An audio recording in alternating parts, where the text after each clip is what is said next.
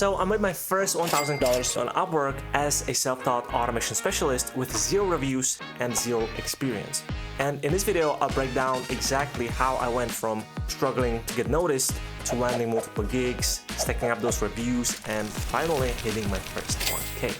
I'll share my biggest mistakes, my exact proposals, job offers, as well as my 7 game-changing tips that you can copy to start making some cash on Upwork. So let's talk about it. Alright, so before going into this, I just want to say that my account or Upwork account isn't really new. It's actually pretty old, but I didn't start taking it seriously until like November last year, which is when I landed my first ever job doing some Airtable automation work. It was pretty simple, really pretty straightforward. And for the first gig, I think that's pretty good, right? Pretty sweet deal for my first ever job on Upwork. $100 for just 2 to 3 hours of work, maybe even too good for my first deal. But let's take a look at the original job posting. All right, as you can see, the job post itself is pretty vague, right? The description is not descriptive at all. So many unanswered questions. And if I refresh this so you guys can see, before hiring me, the client had 0 hires, $0 spent, and I think I remember that the payment also was not verified. Now, normally freelancers stay away from these types of risky jobs, but this leads me to my tip number 1, and that is don't sleep on those risky jobs. All right, when you're starting out, especially as a beginner, you don't have a luxury to really be selective. And beggars can be choosers, right? But I'm not saying that you should take every low quality gig out there. I'm just saying you have to earn the right to be picky first. All right, so I went for this one, and if I scroll down, right now it has 10 to 15 proposals up to date. When I was applying, it was around 5 to 10, which is always kind of a range that I'm going for, because I don't want to compete with too many people, all right, especially as a beginner. And as far as the proposal goes, let me show you the exact proposal that I sent. So I sent 3 hours, $3 hourly rate, which is ridiculous. But for fixed price projects, I just do crazy low rate, the lowest rate possible. And then my actual offer is going to be in my first sentence in my proposal. Apart from that, nothing too crazy. I kept it simple. I addressed the points, offered some proof that I can do the work, and summarized to the client again what he will get for that offer. And the reason I got $100, even though I proposed 20, is because the client wanted the work to be done faster, in one day. So I just pulled a number out of my butt, really, and that's why I got 100 for that. So pretty good deal, pretty sweet, good deal. Okay, for the next one, I had to set up automation flows for Trello and Google Drive. And just like my first gig, this post had, again, some red flags. At least now we have better description, but title just made. Okay, right? And before actually applying, the client had 0 hires and $0 spent because both of these hires are me. The client decided to hire me again after the first gig. So again, $0 spent and 0 hires, and also the payment verification was not done either, right? So very risky job, but following the first tip, beggars can't be choosers, right? And scrolling down, when I was applying, it was like 0 to 5 proposals. So winning it was pretty easy, especially, and here's the kicker, especially when I offered $3 per hour rate, right? 1-day delivery, and I kept it super simple. I didn't want to overcomplicated stuff. This is just my second gig, right? So my proposal skills weren't that great. Okay, maybe I could have put a bit more effort, just a little bit more effort, but hey, it worked out. So for this one, here's the kicker: 3 hours per hour, and my amount of hours worked on this since start is 1 hour, right? Now I spent more hours on this. I spent like 3 to 5 hours on this, but we kind of agreed with the client that I just want to give him this kind of a freebie in exchange for the review. So that was the deal. And this leads me to my tip number 2, which is reviews are your real currency, at least in the beginning. All right, when you're just starting out, 5-star reviews matter more than money, right? Let me say that again. When you're a beginner, 5-star reviews are your lifeline. All right, it's not the money, it's those reviews and those completed jobs on Upwork, right? Before you can land the bigger clients, more lucrative gigs, your first priority needs to be building your portfolio, building your credibility, and getting solid client feedback. Mainly try to aim for 5 stars, right?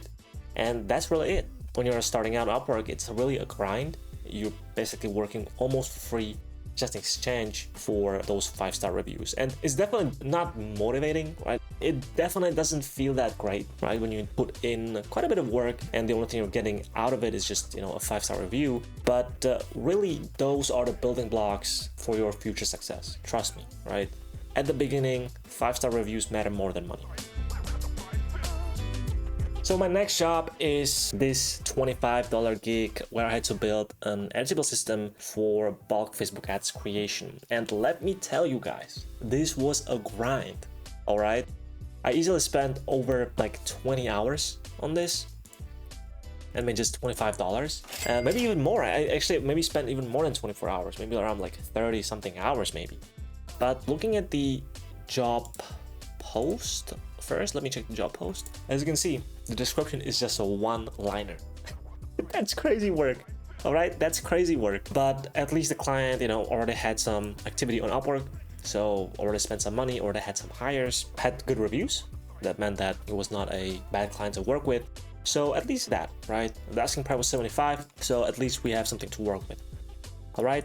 And if I scroll down again, the activity, so far we have 5 to 10, but when I was applying, it was around like 0 to 5 proposals. So for me, that was easy win because low competition, as well as in my proposal, I kind of made a ridiculous offer. 3-day delivery for $20. Again, you might see a pattern here. And essentially, it turned out to be my big mistake. It was not a 3-day delivery thing, all right? I spent so much time because I just misunderstood what he meant with his one-liner thing here, right? He meant totally different thing, and it was so much work. I had to, do a lot of technical stuff on the back end. But yeah, hey, good experience. Anyway, we are hunting those reviews, right? Which we got. And if you've been noticing a pattern here, you might have noticed that all the job posts that I was applying to, that I was sending proposals to, were always in the range between 5 to 15 proposals, even like lower, right? Always aim to apply for jobs between 0 to 10 proposals, and which leads me to my tip number 3, and that is dodge the crowd. All right, you don't want to be in that crowded situation where there's like 20 to 50 people competing over one single job. I know you all know some of these jobs are super crazy. These are fine, but let me scroll down a little bit here. Maybe we can find, yeah, as you can see, this one, big.com automation expert. We have 20 to 50 people fighting over this job, and I'm not surprised, right? The hour rate is super damn sweet. The client has 5-star reviews and spent more than $10K on this already on Upwork. So I understand it, but as a beginner, we don't stand a chance, all right? Even the most experienced Upwork freelancers with hundreds of reviews will have issues winning this, all right, consistently. And I imagine like how many connects do you have to spend also on boosted proposals? That's crazy. All right, so tip number 3, dodge the crowd. Try to apply to jobs that you can actually get noticed and actually can win it, all right? So my 4th deal was this one right here, fixing an automation issue for $50 plus a $10 tip. Super generous. And it took me about like 4 hours to complete. Now, looking at the job post, original job post again, the description is again pretty vague. It's not really clear if the fix might take like a few minutes or like a few hours. So not clear over there. But again, a big plus is that the client already had some activity even before me applying. I spent around 1K total, right? And had good reviews. So that was a big plus. Asking price is $50.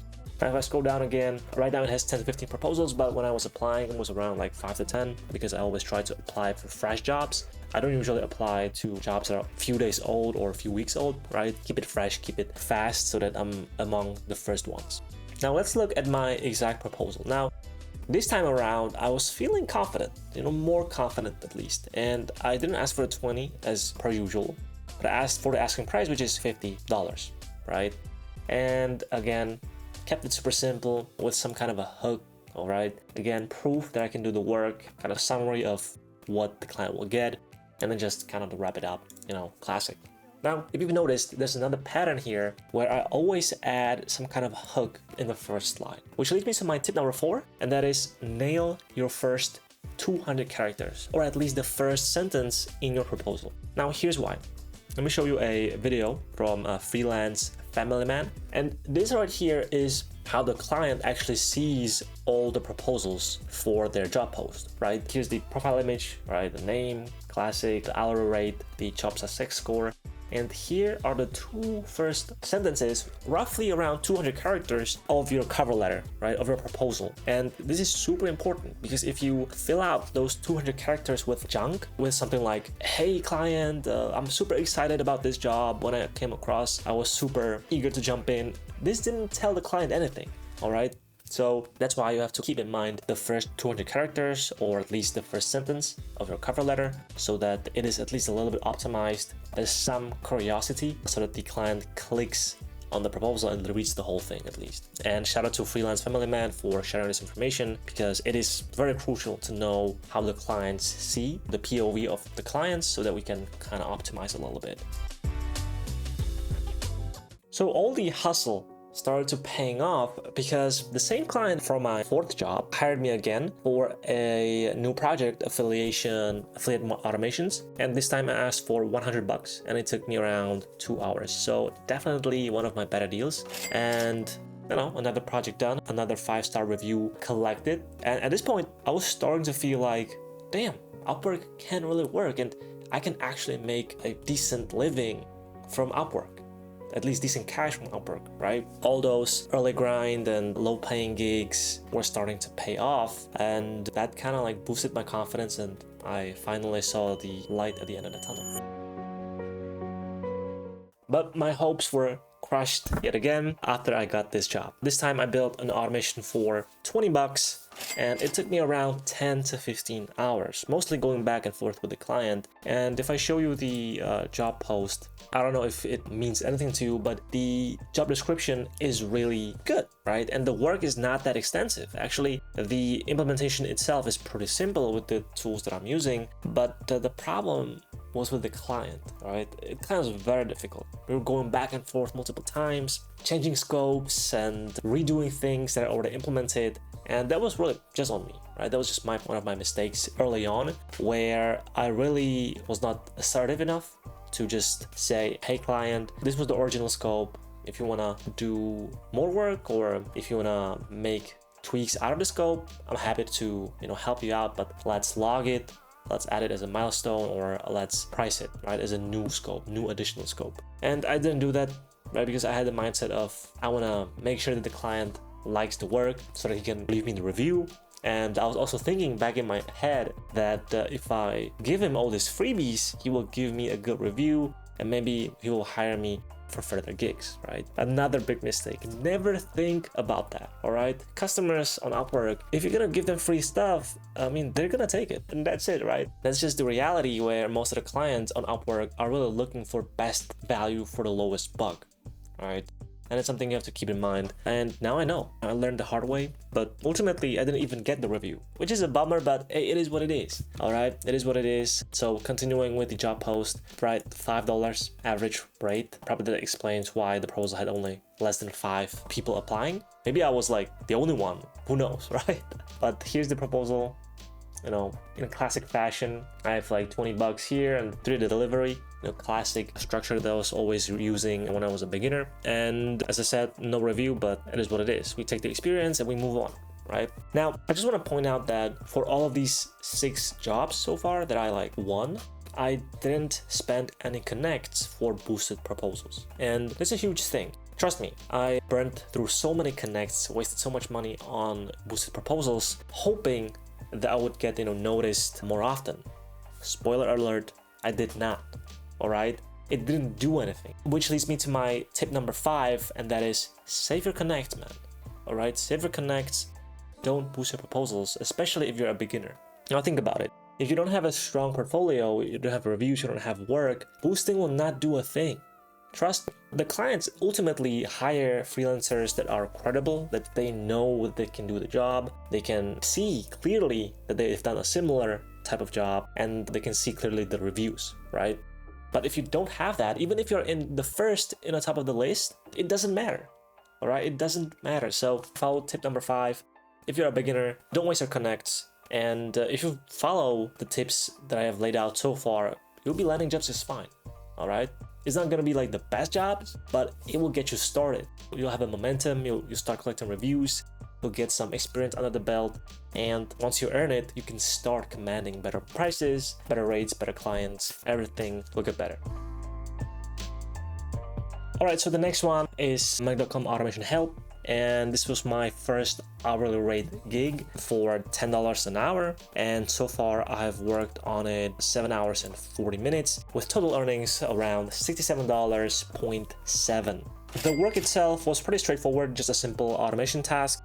But looking back at the proposal or the job posting, again, we see the infamous one-liner job post.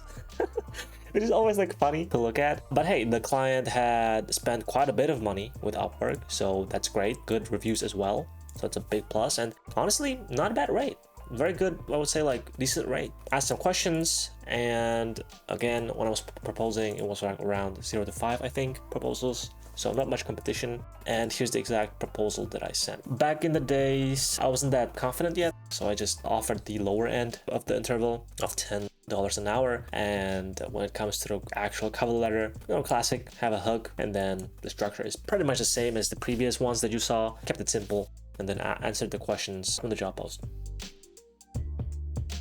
This one right here is one of my bigger deals in terms of scope. An automation project for real estate, and the budget was $350, and so far I've earned $200 from it. And I honestly lost track of how many hours I've put in so far because we've been going back and forth with the client, but it's definitely 20 plus hours at this point. Not the best deal, but here what I value is the experience, right? I am now more comfortable working on more complex projects, and the client is great, right? It's a very chill guy, so I can't really complain about this, right? But what's interesting is how I landed this project. If I open up the original job posting, as you can see, this original job posting is about a fixed job form. There's an issue that he wanted to fix, but it was so simple that in my proposal, I just straight up sent him a solution. All right, I filmed a Loom video, sent him the solution, and just for free, just because, right? I spent some of my connect and gave him free value basically. And from there, we just clicked and we moved on to bigger projects. And the client even started referring me to other clients, which is super cool. I couldn't have asked for more. And I'm not sure if this counts as a tip, but here's what I learned. If you provide value up front, good things will follow. If you provide value up front, good things will follow.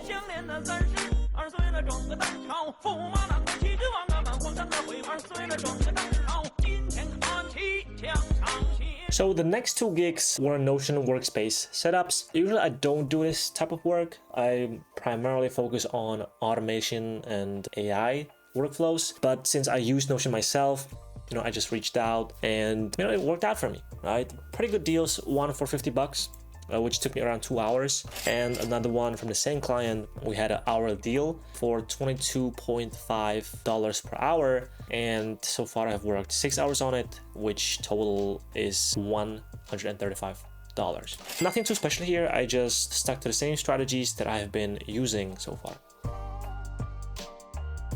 Now, with my latest two gigs, we are getting into some real bangers. All right, so this one is my second biggest deal, a social media workflow automation project with a budget of $350, and so far I've been paid like $100 for like 3 hours of work. For this one, let's take a look at the original job post, because unlike the previous job post that we've seen so far, this one is by far the most detailed one. All right, not only that, very good average hourly rate, and the client already spent some money on Upwork and good reviews, right? So that's super good. And looking at the job description further, we can see that it is not generated with AI, right? This is really his thinking process here. He's talking about what he wants to do, what could be potential triggers, what could be the potential solutions, right? He has an optional scope as well. This is really just him probably brainstorming, and he's open to suggestions and tweaks. All right, so for this one, I had to spend more time on my proposal. And as you can see, my proposal is by far the most detailed one yet, right? I included links, I included video walkthroughs, I included Miro flow designs, which is a platform where I design my workflows. And essentially, this leads me to my tip number 6, and that is try to match the client's energy. If the job post is very lacking, if the job description is just a one-liner, let's say, you don't have to bother spending too much time on a proposal, right? Just create a hook, create a good offer there, just send it over, that's it, right? But if the client puts effort into the job description, and there's an energy that he actually really put effort. It's not just AI generated job post either. Then match the energy with a detailed response, addressing his points, including him further into the process as if he was already a client, because I shared with him a Miro dashboard, which is basically what I do with every client. So I just treated him as if I already won the job, and that was a strategy, and I ultimately won it. And when we got on a call, he actually told me that the reason why he chose me over other freelancers is because I went that extra mile. I actually included him in the process more, right? So, that's the thing. That extra effort can really make the difference. Now, before I reveal my biggest project yet, I just want to say every single job that I took, right, every single low quality gig that I did was not a waste of time, and really none of the time that I spent on Upwork was a waste, at least for me, right? So here it is. Here's my latest project. I'm working with a client on a complex AI automation system for his business, and it's an hourly contract for 25 hours, and so far I've earned $1,612.50 for 65 hours of work. And with that, I officially crossed my first $1,000 on Upwork. But here's what makes this one different. There was no job post, there was no proposal. This client actually reached out to me on his own, right? After reviewing my past work and my past reviews, my profile, the client just on his own reached out to me, and we discussed it, and here I am with this crazy deal. All right, which brings me to tip number 7. Luck finds those who put in the work. I mean, I definitely admit that this is a very lucky situation for me, right? But I also do believe that I kind of earned my luck, right? Just imagine if you have like 2 people, one person is making sure that he's putting himself out there, is reaching out to people consistently, is doing the work. So ultimately, he's exposing himself to more luck, right? Whereas if the other person wouldn't do these things, right, would just maybe just sit at home, not do much, not reach out much, not do any work, it's pretty safe to say that the likelihood of him being lucky is, less, right? It's all about probability. So I do admit that this was definitely luck in play, but I still do believe that luck finds those who put in the work. It might sound a bit cliche, but it's still 100% correct. At least that's what I believe. If I hadn't put in the grind, taken on low-paying gigs, and built trust through reviews, I wouldn't be able to have this golden opportunity, right? So the hard work really stacks up, and when it does, clients really start coming to you instead of the other way around, right? Which every business wants. Right, so before I wrap this up, I just want to show you one more thing. All right, let's check the stats here. According to Upwork, I have made around 1,800 in the past 12 months. And as you can see, I don't really send any proposals because I already have projects that I'm working on. If I zoom out a little bit, you can see that in the past 30 days, I have sent just 8 proposals. And this is the period where I was getting more confident and had some decent amount of reviews and projects under my belt. So I bought the boosted proposals, spent some connects, and it worked out for me, right? Because I was starting with my build-up profile, starting to reach out to those more quality jobs where there would be more competition. So in this case, it is better to spend some connects to boost your proposal because you already built your profile, right? We have 8 proposals. We have roughly 50% click-through rate from this small data set, and 3 interviews and 2 hires. So ultimately, the conversion rate to hire is 25%, which is pretty good in my book, right? But if you zoom out to 90 days, you see that there's more unboosted proposals now, right? And those were my early days where I was following my strategies of not boosting proposals and primarily aiming for the low quality gigs, getting the reviews, building my profile, and we still see pretty much the same result, right? We have 20 proposals sent total, 10 reviewed, so again 50% click-through rate, 8 interviews and 5 hires. So the conversion to hire rate is again 25%. And for me, it's very good, right? Technically, if I keep this up, every 4 proposals that I send, I should get a job. And ultimately, that's what Upwork is all about. You have to increase the likelihood of you winning the job, right? First, you have to send a proposal, and then you have to maximize the likelihood of clients opening up your proposal, reading it through, and then reaching out back to you, and then ultimately hire you. right? And if you follow my tips that work for me, right? Again, don't take it for granted. These strategies work for me. So if you follow them, you could find similar success, right? I'm not saying that you will, but for some it might work, for some it might not work, but it's depending on the niche as well. You know, some niches on Upwork are really tough, right? They're very saturated and it's just a race to the bottom, which, I'm fortunate enough not to be there. Right, before I wrap this up, I just want to show you one more thing, and those are the invitations that I got. All right, let me go into archive, the ones that I declined. All of these jobs that you see right here, I didn't have to apply for them. Actually, the client invited me to put in a proposal, right? So that means if I send a proposal, I don't lose any connects, and I have a better chance of actually getting hired because the client invited me himself, so I have a better chance of landing the job. But since I already have a lot of gigs, I declined all of them. But as you can see, last week I got like 3 invitations. 3 weeks ago, I got like 5, 6 invitations, right? And really, my profile is not that strong at all yet. I just have some reviews, some experience, and the invitations are common, right? I think that I received, just today, late in the night, I received another invitation. So that's what I wanted to share with you guys. And again, this might just work for my niche, which is automation, automating workflows. But I think that some of the tips and some of the things that I've shared with you today, you can, reuse and use it for your own strategies as well. So at least in the automation space, Upwork is still a solid way to make good money online. And I can't speak for every niche. Some of them are definitely way more competitive. But if you have the right skills, the right mindset, the right strategies, it's absolutely possible to make good living even on Upwork, all right? Now, if the video helped, do me a favor and hit that like button. Drop a comment if you have any questions about Upwork or automation, and subscribe for more freelancing and automation content. And if you want to level up your skills and learn how to start making money online with automation tools like Make.com or N8N, check out my Skool community, link in the description. And with that, I'll see you in the next one.